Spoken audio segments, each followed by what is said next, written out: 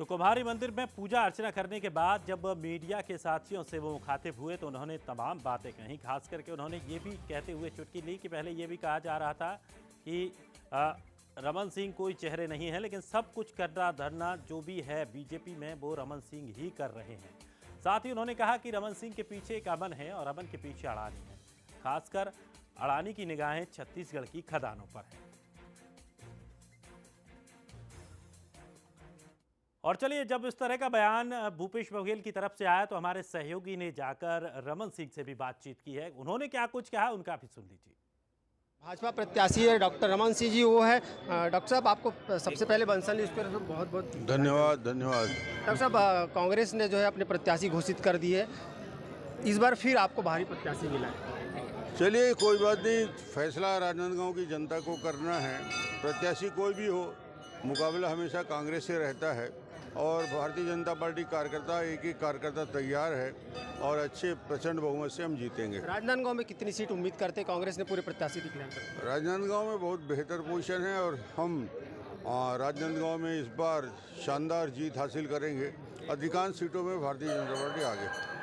अभी जो जसपुर से जो बात आ रही है उसमें जो प्रत्याशी है उनको लेकर विरोध हो रहा है और कुशाभाऊ ठाकरे जो 71 परिसर है वहाँ बड़ी संख्या भाजपा ही पहुँचे हैं।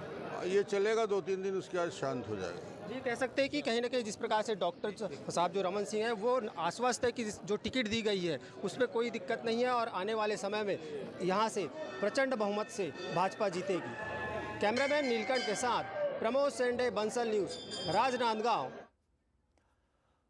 और बिल्कुल लगातार अब छत्तीसगढ़ में 30 प्रत्याशियों के नामों के ऐलान के बाद से एक माहौल एकदम सा गर्मा गया है। हालांकि बीजेपी ने अपनी सूची जारी कर चुकी है, लेकिन बीजेपी के बाद अब ये बहुत दिनों से ये कयास लगाए जा रहे थे कि कांग्रेस कब अपनी सूची जारी करेगी, जिससे कम से कम ये तो अंदाजा लगाया जा सके कि बीजेपी ने जो अपने प्रत्याशी उतारे हैं उनके सामने चेहरा कौन होगा। लेकिन जैसे ही 30 लोगों के नाम सामने आए उसके बाद अब राजनीतिक माहौल और गर्मा गया है। वहीं ये कुछ तस्वीरें आपको दिखा रहे हैं। छत्तीसगढ़ विधानसभा के ये प्रत्याशी हैं। डोडी लहारा से अनिला भेड़िया कांग्रेस की तरफ से, देवलाल ठाकुर बीजेपी की तरफ से प्रत्याशी रहेंगे। तो वहीं ताम्रध्वज साहू दुर्ग ग्रामीण से कांग्रेस की तरफ से, तो बीजेपी की तरफ से ललित चंद्राकर रहेंगे। साजा की अगर बात करें तो मंत्री रविंद्र चौबे कांग्रेस से, तो वहीं ईश्वर साहू बीजेपी से प्रत्याशी बनाए गए हैं। अंबिकापुर से टीएस सिंहदेव बाबा कांग्रेस की तरफ से रहेंगे। तो वहीं अभी अंबिकापुर से बीजेपी की तरफ से कौन रहेगा ये साफ नहीं हो पाया है। तो नवागढ़ से गुरु रुद्र कुमार कांग्रेस के प्रत्याशी, तो वहीं बीजेपी के दयाल सक्सेना।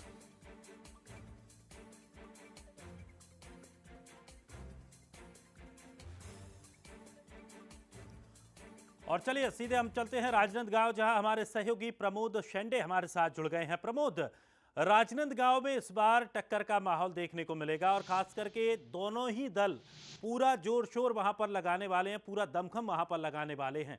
क्या कुछ वहां से अब तक अपडेट मिल पाई है और खास करके अब जो कि कांग्रेस की 30 सीटों पर नाम घोषित हो गए हैं उसके बाद से क्या कुछ सरगर्मियां बढ़ी हैं, क्या कुछ और हलचल और क्या कुछ राजनीतिक गलियारों से खबरें निकलकर सामने आ रही हैं?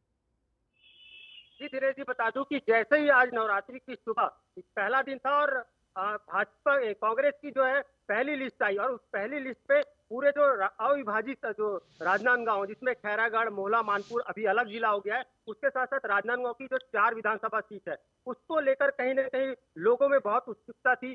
खासकर ये कह सकते हैं कि जो पार्टी के प्रत्याशी थे उनमें कहीं ना कहीं जो कभी किसी का नाम आ रहा है, कभी किसी का नाम आ रहा है। लेकिन आज जैसे ही राजनांदगांव की खासकर बात करूं, ये हाई प्रोफाइल सीट है क्योंकि डॉक्टर रमन यहाँ से प्रत्याशी भाजपा के हैं। तो एक टकटकी कहीं लगी थी, वो राजनांदगांव से कांग्रेस का प्रत्याशी कौन होगा।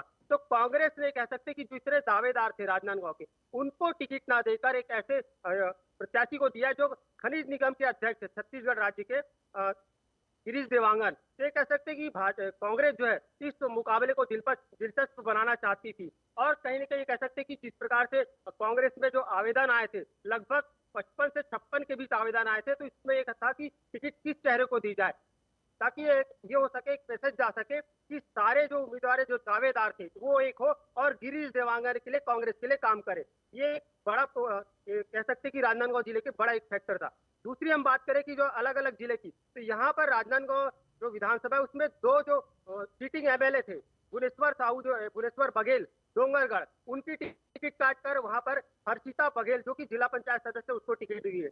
और हम बात करें अगर खुज्जी की, खुज्जी में कहीं ना कहीं जो छन्नी साहू है वो एग्रेसिव मानी जाती थी और वो सरकार के खिलाफ भी कई बार चले गई थी। तो कांग्रेस की एक दूसरी टिकट जो कटी वहां से छन्नी साहू कटी, वहां पर दिया गया पूर्व विधायक भोलाराम साहू, और वो सांसद चुनाव भी कांग्रेस से लड़ चुके हैं। ये कह सकते हैं कि एक प्रकार से खुज्जी में जो साहू फैक्टर जो काम करता है उसको साधने की कोशिश की गई और भोलाराम साहू को टिकट दी गई।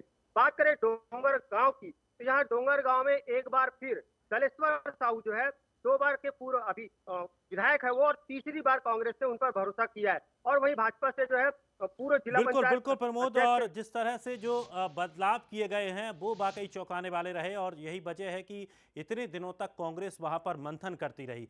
चलिए संतोष के पास चलते हैं। संतोष के पीछे कुछ लोग भी खड़े हुए हैं। कवर्धा से हमारे सहयोगी संतोष भारद्वाज हमारे साथ जुड़ गए हैं। संतोष, कवर्धा में क्या माहौल है? आज 30 प्रत्याशियों का कांग्रेस ने भी ऐलान कर दिया है। चलिए हम संतोष के पास पहुंचेंगे, लेकिन उससे पहले आपको बता दें कि लगातार जिस तरह से ये माना जा रहा था कि आखिर पता नहीं कांग्रेस कब अपने प्रत्याशियों के नामों का ऐलान करेगी, एक एक दिन भारी चल रहा था। अब कांग्रेस के उन प्रत्याशियों के लिए जिन्होंने आवेदन किया था या जिनको उम्मीद थी कि उन्हें टिकट मिलना है, लेकिन कांग्रेस ने अभी फिलहाल अपनी 30 प्रत्याशियों के नामों की घोषणा कर दी है। ये तस्वीरें आप देखिए खरसिया से उमेश पटेल, महेश साहू बीजेपी की तरफ से। कोरबा की अगर बात करें तो जयसिंह अग्रवाल को कांग्रेस ने अपना प्रत्याशी बनाया, तो लखनलाल देवांगन को बीजेपी ने अपना प्रत्याशी बनाया है। तो वहीं शक्ति की बात करें, चरणदास महंत एक बड़ा नाम जिन्हें कांग्रेस ने अपना प्रत्याशी बनाया, तो वहीं बीजेपी से खिलावन साहू, और आरंग से शिव कुमार डहरिया, तो बीजेपी ने खुशवंत सिंह को प्रत्याशी बनाया है।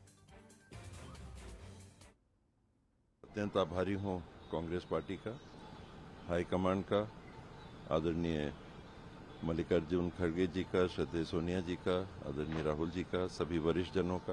प्रयास हम लोग का यही है कि जो काम चालू किया था 5 साल पहले उसको निरंतर आगे बढ़ाते रहें। कई चीज़ हैं जो हुई हैं, कुछ चीज़ें हैं जो नहीं हुई हैं, नई चीज़ें होंगी करने के लिए। तो ये सारे लक्ष्य हासिल करने के लिए मौका मांगना है। इस बार छत्तीसगढ़ की जनता कांग्रेस की ओर देख रही है, क्योंकि कांग्रेस ने 5 साल में बेहतर और बहुत अच्छा काम किया है, और इस बार भी छत्तीसगढ़ में कांग्रेस की सरकार बनेगी। और हमारी जो 68 सीटें हैं, इस बार हमारा टारगेट 90 सीटें, और 90 की 90 सीटें हम जीत के आएंगे। मुझे पूरा विश्वास है दुर्ग ग्रामीण में जो 5 साल मैंने काम किया है, सरकार की योजनाओं का क्रियान्वयन किया है, लोगों को सुख सुविधा देने का, उनके विकास का जो काम किया है, मुझे पूरा विश्वास है कि दुर्ग ग्रामीण की जनता पुनः मुझे आशीर्वाद प्रदान करेगी, भारी बहुमत से जिताएगी। आलाकमान का निर्णय है किसको कौन सीट से लड़ेगा।